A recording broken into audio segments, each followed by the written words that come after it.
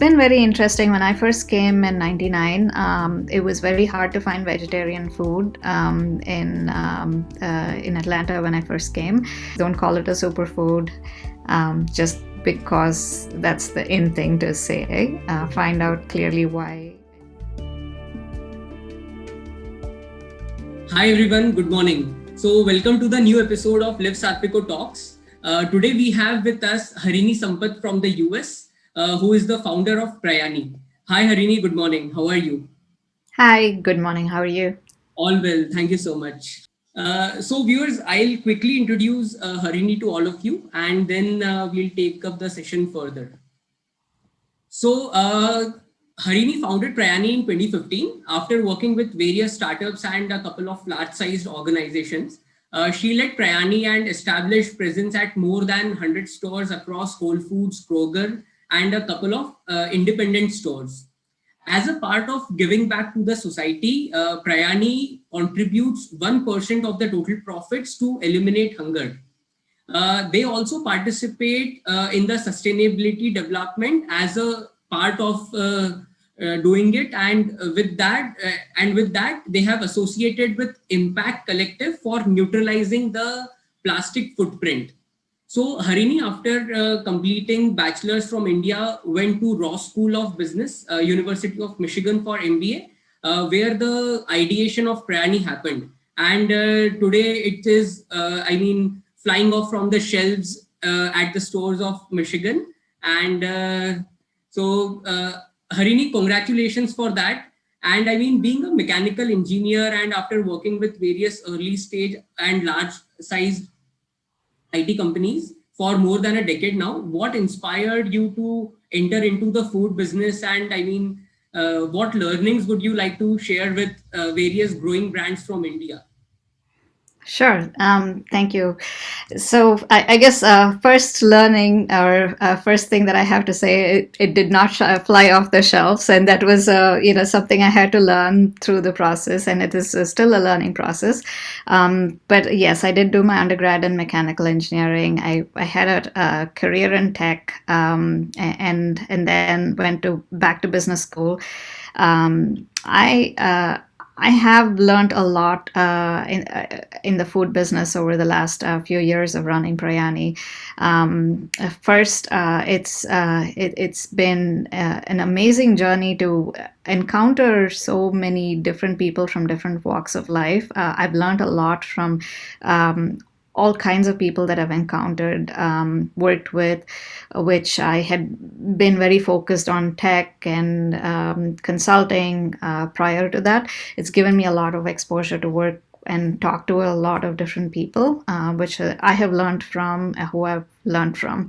I think in terms of learnings specifically about the food business, you have to be prepared for it to work on it in the long haul. We see the success stories, of course, and there's definitely successes, but also be prepared for it to be a longer journey than you anticipate. It's not like tech where it's going to be going to try and create the next $1 billion startup in 5 years, and then it's a lot about, and it's probably true in tech as well, but also definitely in food. You can't change people's habits and consumption habits easily. It can be done, but but it really comes from them, and so you have to let the consumers decide, or they drive how you react and how you. I hate to say it's a reactive mode, but also you can guide how you're forming your company and growing your company based on consumer demand. So listening to your consumers is super important. It's probably true for every startup, but in this case, it's super true. Right, right. Awesome. So, you have spent a lot of time in the US now and also in the food business. So, how do you see the changing food landscape in the US? Yeah, so it's been very interesting. When I first came in '99, it was very hard to find vegetarian food in Atlanta when I first came, and the only place we used to go to was Subway with their sandwiches and then their veggie toppings, and then you would get salads. That has changed tremendously over the last 20 years. Americans have become more vegetarian friendly, or they're seeking more vegetarian options, which has led to more options being available outside. And so they're also looking for that in grocery stores in terms of things that they can make and things that they can consume. So that's definitely one area. Of course, there's a big veganism movement that started as well. It's not just so they're cutting out dairy. That's part of it. Dairy is still a big part of an American consumer diet. Like I said, even though that's changing. So there's definite push for better for you, healthier, more natural foods as well. There's more awareness that the kind of preservatives that you might add in food products are probably not good for you. Chemical food coloring is probably not good for you. So those things have led to more awareness and more reading the food label. They're actually reading the labels of the ingredients before purchasing a lot more than they used to before. So, I mean, you being the founder of Prayani, and I mean, you have built it from scratch and did a phenomenal job by getting into, I mean, the bigger chains. So, where do you see Prayani in the next 5 years? Sure. So our vision. If you'd asked me 5 years back, I would have said the same thing. When we didn't hit that, but yeah, definitely I see Priyani as growing to a national brand and then going international as well. There's definitely demand that I can potentially see in Canada as well as the UK, parts of the Middle East. Interestingly, it may not be a huge market. South America also uses a lot of the same spices that we do. So the South Americans here in the US have loved the product as well. So there's definite opportunity for a global expansion. So that's one thing. But that's just one product, right? I also see us expanding our product offering. I would like us to be successful with one product if we can help it before we expand into other products, because we're still going to have to market each product separately. Yeah. Right. So, I mean, based on your learnings of, I mean, having spent more than 5 years across these big chains, so what feedback or learnings would you like to share with the Indian brands who wish to now scale overseas and compete with the global brands out there? Yeah. Couple of things I would say is first, definitely look at who your target consumer is. So again, going back to my first point, if be very clear if you're going after an Indian expat, so person who is outside of the India, or you're going after a mainstream consumer. What does that mean for the brand? And then what is your distribution channel? So that will kind of drive where you distribute the product. And then packaging becomes really important as well. So how packaging is going to be your primary way of marketing the product or catching the eye on the shelf. So the consumer and who you're going after will drive how your packaging should look. So one learning was making sure that you get the right packaging designer. So a designer that may be right for an Indian audience may not be right for a different audience. So keep that in mind. Even though you're saying the same things on the packaging, the way the graphics looks or how that's highlighted may come across differently. When it comes to labeling, also keep in mind FDA regulations. There's definitely guidebooks available on everything that needs to be adhered to in terms of the font size, and how you call out certain things on the label. So A good packaging designer who has done it here in the US, for example, would know what to look for. But even then, I would always double check it with either with an independent lawyer, or in our case in Michigan, the Michigan Department of Dairy does that service for free, where they will see the new graphic label, compare it, and say, okay, these are the things you might need to change or not. So they will review it for you. But that's definitely something to keep in mind if you're going to a mainstream retailer. I think this would be really helpful because with every country there comes certain norms of the homeland. So I mean those are extremely important to take care of. Mm-hmm. Right. Awesome. So I mean if I were to ask you your two long-term goals, maybe personal or professional, if you would like to share. Okay, so I don't think these technically qualify as goals because I don't have it's not time bound yet, and hopefully I'll figure that piece out.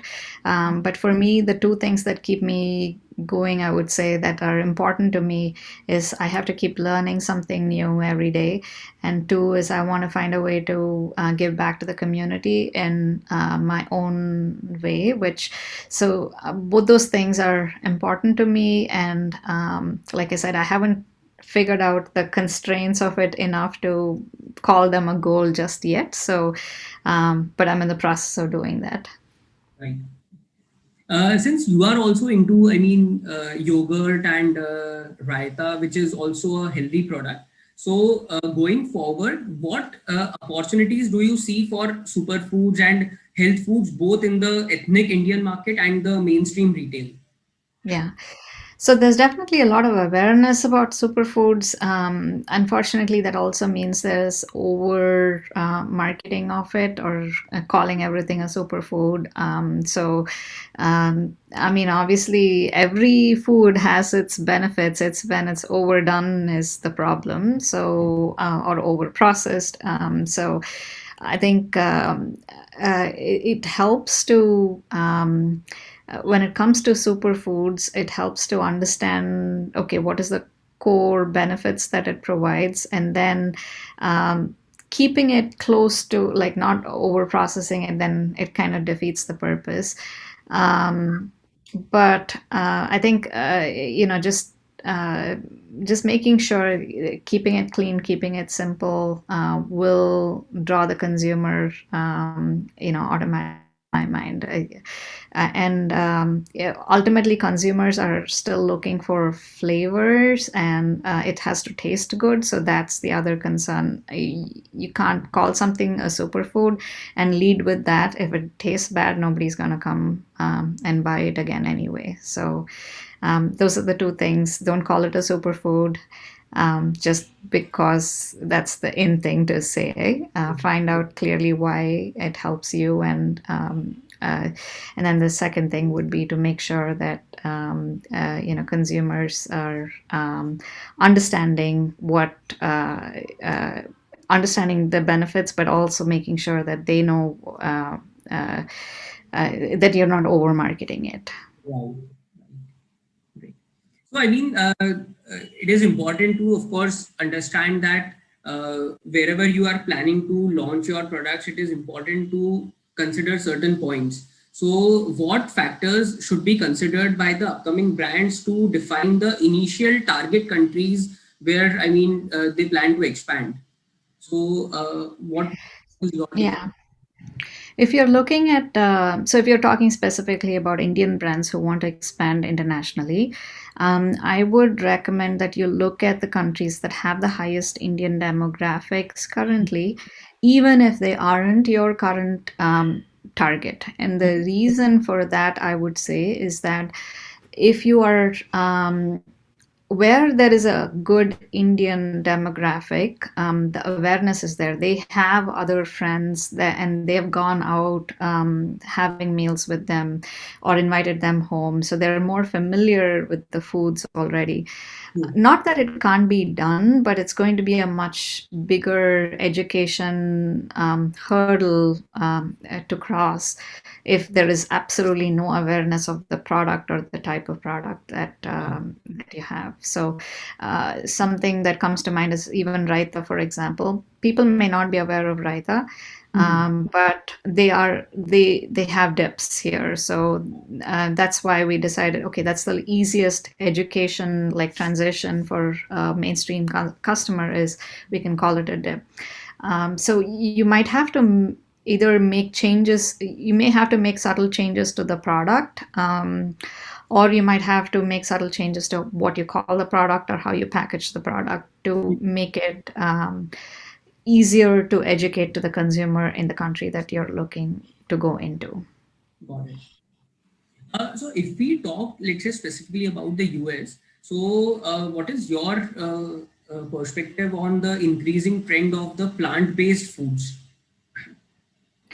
It is an interesting trend. I think and from talking to a few people, what I'm finding is that it's happening both ways. People are just going for better quality food. So there's definitely a push towards plant-based foods. On the other end of the spectrum, you'll also see, of course, you're looking at meat alternatives, but there's also a third thing where people are looking for a good steak and a good good meat options as well. So they're willing to pay a premium for good or a better sourced meat products. So I think that's all there. Eventually, it's coming down to the consumer.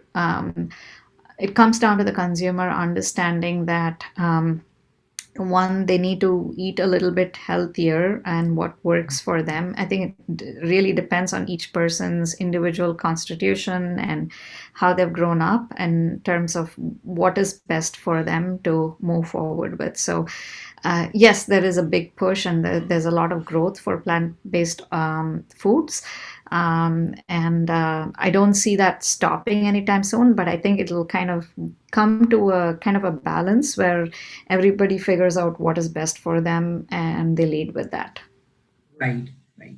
Great. So coming to my last question for the session, what is your take on the increasing scope of e-commerce in the food category? Yeah, so obviously COVID kind of made that even more exponential compared to where it was before with what we call here direct to consumer D2C. There's been a lot of growth. There are companies like ours which are still struggling through that because it is a refrigerated product, so it doesn't really work well for a refrigerated product. Finding the right third-party logistics provider. Shipping costs, it'll be higher than the actual cost of the product. So it didn't make too much sense for us at the scale that we are at. But I also see, I've talked to a few people. I think other people also do struggle with it when they decide to go D2C because you still have to market your own website or your own brand. Even on Amazon, it's quite hard. I ultimately see this as, yeah, if you can find a way to win on an aggregator or Amazon Fresh or even on Instacart, just make like this. There's a lot more data that those guys have in terms and opportunities for cross sell, potential upsell that you may not have on your own website.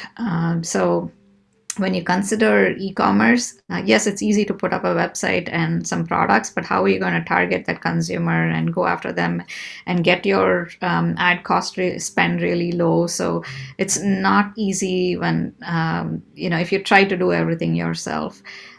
So definitely consider partnering with someone that makes sense for you.